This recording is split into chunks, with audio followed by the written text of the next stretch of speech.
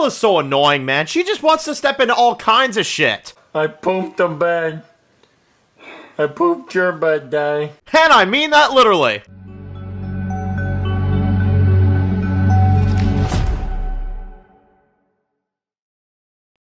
Alright guys, this one's going to be doing a review today. This one's going to be doing a review for your friends and neighbors. This one's going to be doing my review for your friends and neighbors Season 2, Episode 1, and Season 2, Episode 2. So, we're back with Season 2 of your friends and neighbors quite quickly after Season 1. Want to kind of make it up for y'all a little bit here. Me and Overraised Gamer have kind of been working overtime to kind of get re-caught up and kind of back into the groove of things for this show. We're actually back to, where we're at now. So, we'll be doing 2 episodes a week now going forward. Back to that with Season 2. I know Season 2 is currently airing right now. I think they're in like their 6th episode. So, we're going to be doing 2 a week, so we'll probably end up being caught up around the time the season concludes. That's like the ultimate plan right now. So, yeah, we did the first 2 episodes. Really, really like these episodes. I thought they were really good. I in particular really like the new Ashe character that they brought in, who is also Tom from Sonic, so he's great. I've seen him in many things. I've seen him in like the Hot movies. I've seen him in like a whole bunch of stuff. Obviously the Sonic movies as well. I used to watch him a lot of like, sitcom shows and stuff. He's really good. He's a really good actor.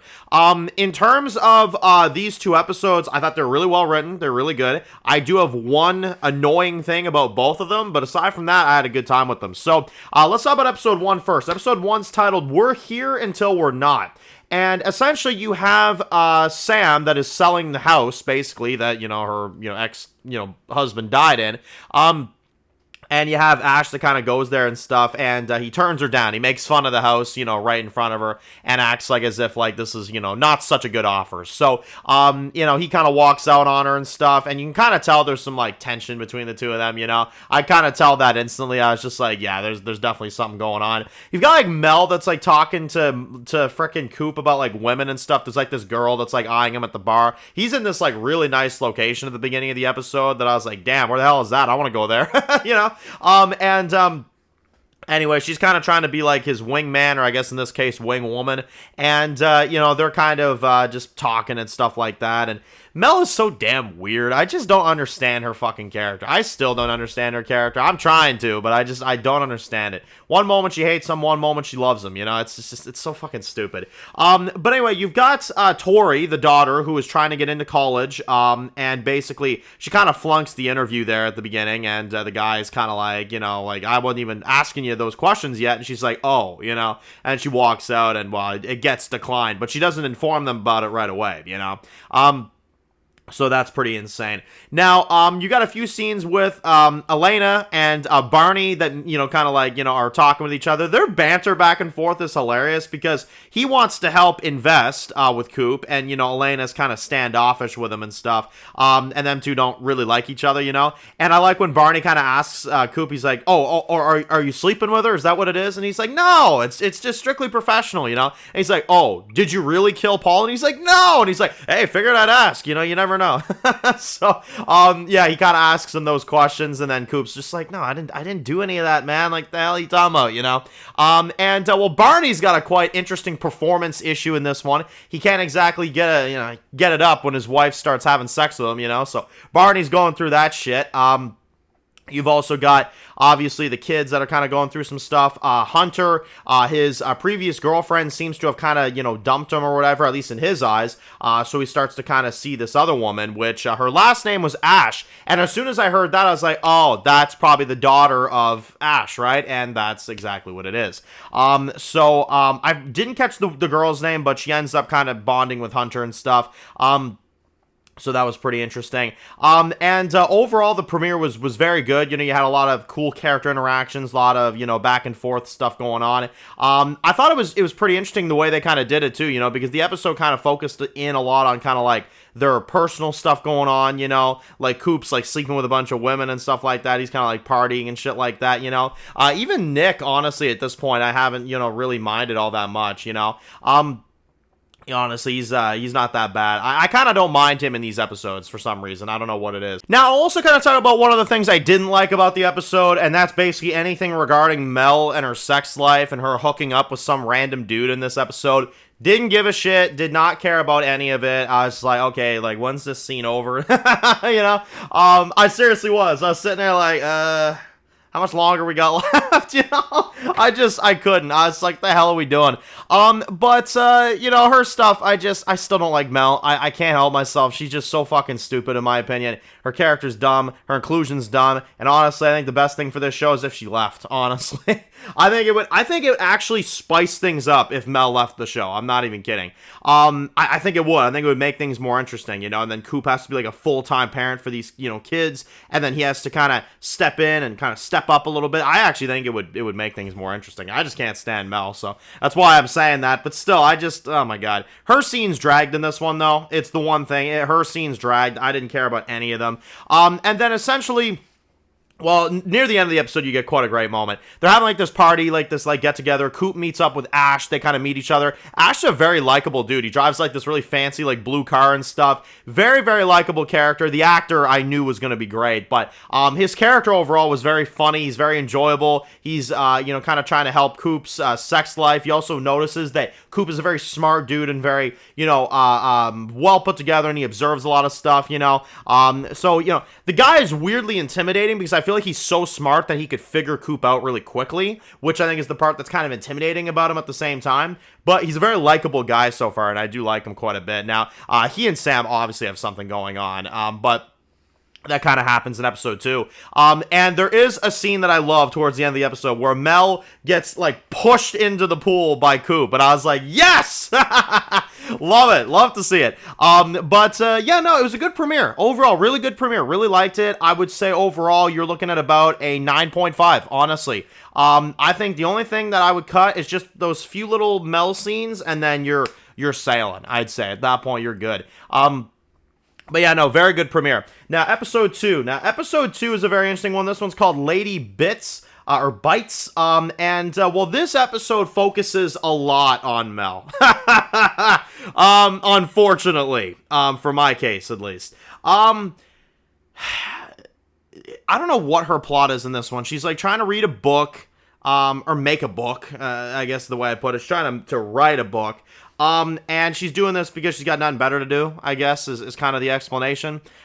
She steps in dog shit at the beginning of the episode, and you got, like, this neighbor that took in, like a dog from, like, you know, a pound and stuff like that. And the dog keeps coming into Mel's yard and keeps shitting, and she keeps stepping in it, you know? So she keeps stepping in dog shit. She ends up going to the neighbor, and she ends up kind of, like, asking if the neighbor could stay out of her yard. Doesn't end up happening. Later in the episode, she steps in shit again, and she's like, fuck you, you know? And then the daughter's there. She's like, not you, you know? The dog shit stuff was very funny. I will say that stuff was very funny. I just still don't care for, like, her scenes where she's like at, like, the freaking, like, sauna and stuff, and she's like reading her book or trying to make her book and all that stuff. I don't care. I don't care about her character. I wish she wasn't in this show because everything else I find works very well. So, aside from that, you actually get a very interesting plot for Hunter and Tori in this one, which is good because I actually think this is the biggest episode in terms of the kids, like in terms of their plot in this one.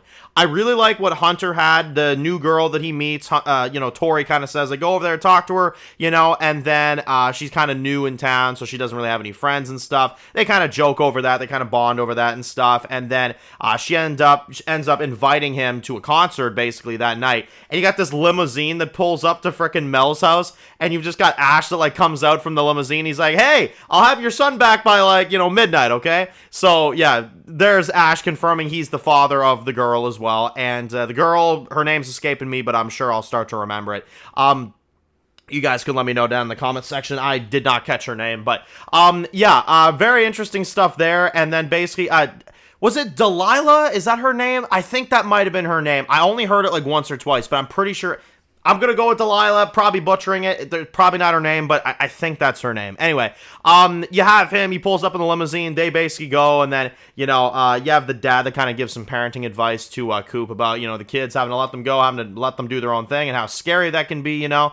And meanwhile, Mel is just a terrible parent, and they plan a surprise party for Tori, basically, for her college. and she ends up kind of breaking the news to them, like, guys, like, I didn't get accepted. I got denied, a little while back, and Mel gets all pissed off, and she's like, why didn't you tell us, and then Coop's like, okay, everybody just calm down, and yeah, he's just, trying to ease the situation, trying to help everything out. And then Mel ends up accidentally pushing her daughter down the fucking stairs. I was like, oh my God, you're an idiot. You're an idiot. Like, seriously. Mel has nothing together. She has absolutely nothing of her life together. It's ridiculous. But anyway, she ends up doing that. And then basically, Tori says, like, I want to make my own decisions, And she's like, oh, are you pregnant? Is that why you're not going? And she's like, no. So, I don't know. Insane. And then basically you have a few other, kind of minor plots in this one, a few other kind of minor storylines. Barney's trying to help out Coop, trying to help him invest and all that stuff. You also got Sam that, like, ends up kind of getting mad because there's, like, this party that happens at this house and stuff like that, and she's upset because they didn't invite her or something like that. I didn't really care about that either. I was just like, you did this, you did this to yourself, and then essentially you kind of have a few other, like, minor plot pieces, few moments here and there that kind of happen.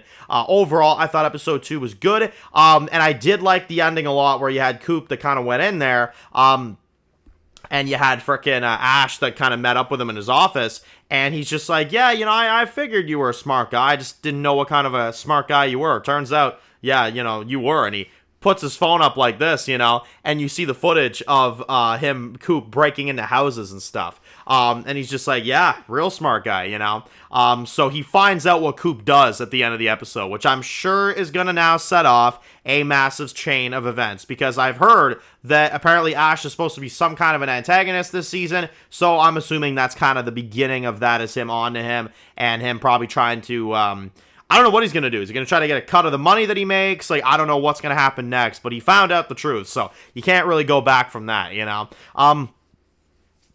But yeah, no, insane stuff. Episode 2, really good. I give it a 9 out of 10. Really good episode. I think it was solid. Again, Mel. I don't care. I do not care about Mel. But aside from that, good character episode. Good character episode for the kids in particular. I thought they got a lot of screen time in this one, which I felt like was kind of needed. So I felt like they developed them a lot more in this episode. And again, just Mel. I mean, just fucking Mel. I can't with that character. So anyway, that's my thoughts though. Good start to season 2. Really like Ashe so far. The concentration on the kids, I think, was really needed, and I think that was well done.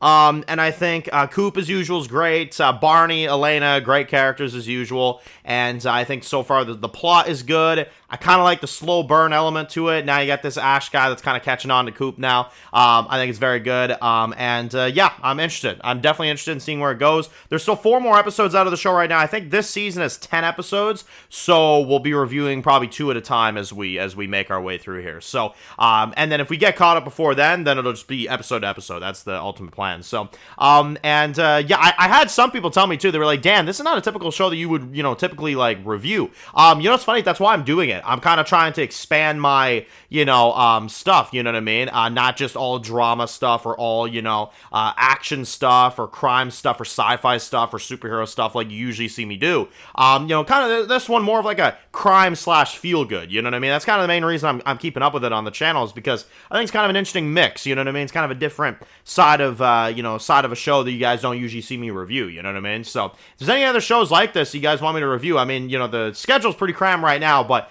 I can definitely see about doing it. I do know you guys have been recommending Silo to me. That's another Apple TV show. That's actually one that's on my radar after this one, so that's something I'm planning on doing as well.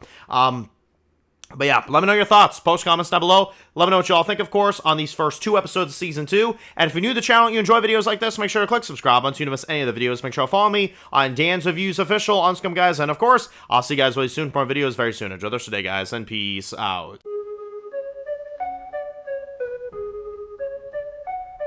Born in the dark alleys, city of concrete. Dan's reviews blowing up, never taste defeat. Walking Dead dissected every plot twist beat. World gone mad, TV junkies need a treat. Typing up scripts, marathon through the night. His opinions hit harder than a street fight scene. Every episode, brain sharper than a knife. He's the beacon of critique, shedding TV light.